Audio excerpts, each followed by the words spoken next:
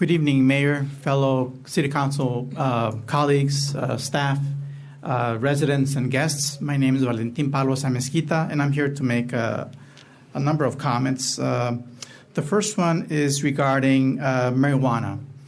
As you know, I was the only council member against it, not just recently, but before some of you joined us.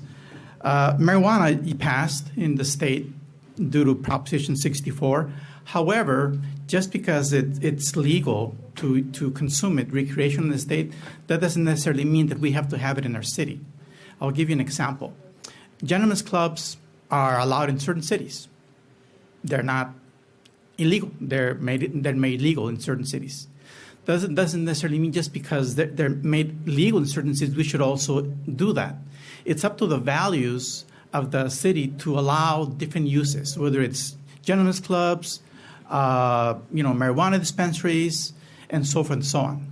What's before us today, as you'll find out, is for those three permittees who have been given permits in the city, for them and only them, for that product to be transported within the city. If you're an outside business, you cannot.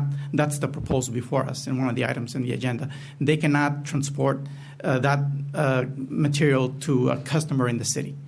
But going beyond the business side, again, going back to the values, we heard the kids about sending positive messages to their fellow students. I don't think marijuana is a positive message. When I was talking about putting nice messages on the walls, talking about parks, studying, sports, those things, those are good things. But imagine having someone smoking a cigarette or marijuana on one of those walls. We don't want to promote that, but we are by making that legal in the city, which will bring more of that substance in closer proximity to innocent kids who wouldn't have tried it otherwise if it hadn't been so close to them. And that leads to a lot of other things. So enough about marijuana. Oh, yes, another thing. In that ordinance, when it was approved by you, I said, let's have some language. Let's have some language that will give the city the authority without cost to terminate or revoke a permit from an establishment that's selling marijuana.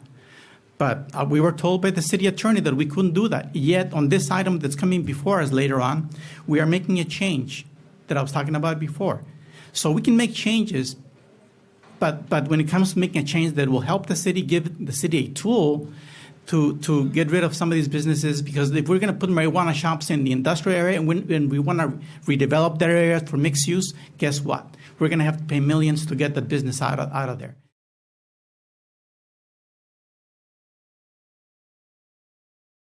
Proposition 64, it's the one that's for legalizing recreational marijuana.